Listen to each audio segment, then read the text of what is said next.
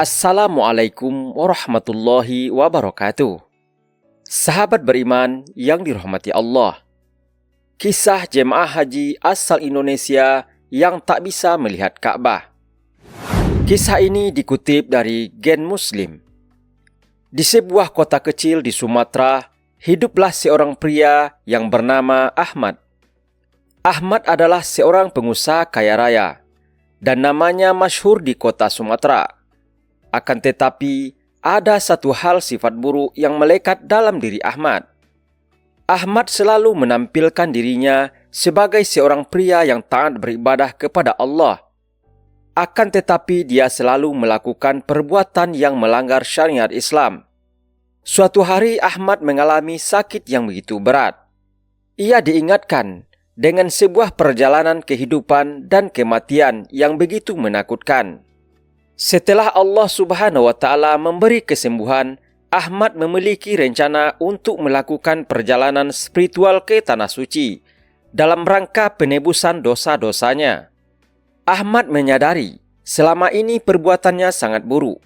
Ia merampas apa yang bukan miliknya, meskipun dari orang miskin.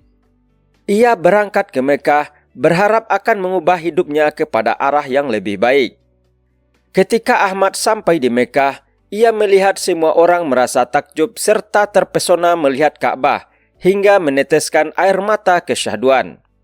Berbeda hal dengan dirinya, ia mengalami hal yang begitu mengejutkan. Setiap kali ia menunjukkan pandangannya pada Ka'bah, ia tak bisa melihatnya. Pandangan Ahmad ditutupi kabut tebal setiap kali ia ingin melihat Ka'bah, seolah-olah sebuah tirai telah ditarik di hadapan matanya. Kemudian Ahmad mencoba dari berbagai sudut untuk kembali melihat Ka'bah. Namun, Ka'bah tak terlihat oleh pandangan matanya. Merasakan kekecewaan, penuh kebingungan, Ahmad kemudian menemui ulama di Masjidil Haram dan menceritakan apa yang ia alami kepada ulama tersebut. Ahmad meminta nasihat dari ulama itu. Kemudian, sang ulama mendengarkan semua kisah tentang Ahmad dengan sabar.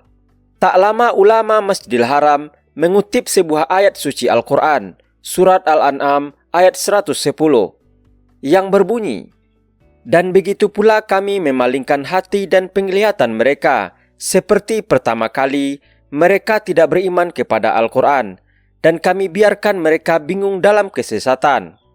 Ulama tersebut kemudian berkata, "Mungkin apa yang kamu alami adalah bentuk peringatan dari Allah Subhanahu wa Ta'ala.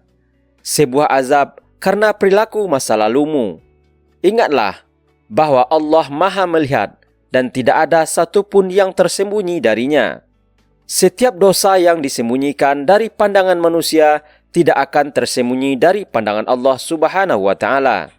Kemudian ulama Masjidil Haram itu mengutip sebuah hadis Rasulullah SAW yang artinya, jika Allah ingin kebaikan untuk hambanya, Dia akan segera menghukumnya di dunia. Namun, jika Allah ingin keburukan untuk hambanya, Dia akan menahan dosanya hingga ia menerima balasan pada hari kiamat. Hadis riwayat Tirmizi. Dengan penuh haru, nasihat ulama itu benar-benar menyentuh hati Ahmad. Ia menyadari bahwa status dan kekayaan tidak dapat menyembunyikan dosa-dosanya dari Allah Subhanahu wa Ta'ala. Dengan penuh harap, Ahmad meneguhkan hatinya untuk memulai proses taubat dan menghabiskan hari-harinya untuk berdoa dan beribadah kepada Allah Subhanahu wa Ta'ala. Ahmad yakin hanya Allah Subhanahu wa Ta'ala yang dapat menerima ampunan dan memberi petunjuk kepada dirinya. Kemudian di hari-hari berikutnya, Ahmad mulai bertransformasi. Ia mulai membagikan kekayaannya pada jamaah miskin, membantu sesama muslim yang membutuhkan. Ia sungguh-sungguh memperbaiki perilakunya.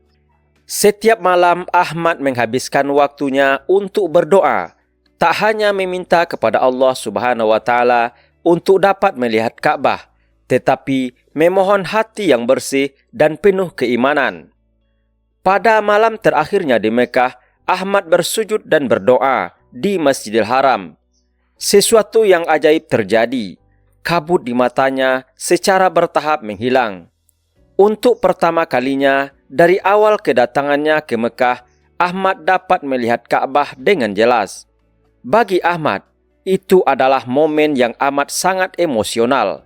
Ia merasa seolah-olah Allah Subhanahu wa Ta'ala telah membuka tirai yang menutupi matanya selama ini, sebagai tanda bahwa Allah menerima taubatnya. Pada hari berikutnya, Ahmad pulang ke Indonesia dengan hati yang tegar, bersih, pemurah, adil, serta tidak serakah. Ahmad pun menjadi insan yang selalu berusaha taat kepada semua perintah Allah Subhanahu wa Ta'ala. Ia menggunakan kekayaannya untuk membangun masjid, sekolah, membantu orang miskin, dan berusaha hidup dengan nilai-nilai yang ia pelajari selama menunaikan ibadah haji. Sahabat beriman, kisah Ahmad ini memberikan pelajaran bagi kita semua bahwa dosa yang kita perbuat tidak dapat disembunyikan dari Allah Subhanahu wa Ta'ala. Setiap manusia memiliki kesempatan yang sama di mata Allah Subhanahu wa Ta'ala untuk bertaubat dan menjemput hidayah Allah Subhanahu wa Ta'ala. Semoga bermanfaat. Assalamualaikum warahmatullahi wabarakatuh.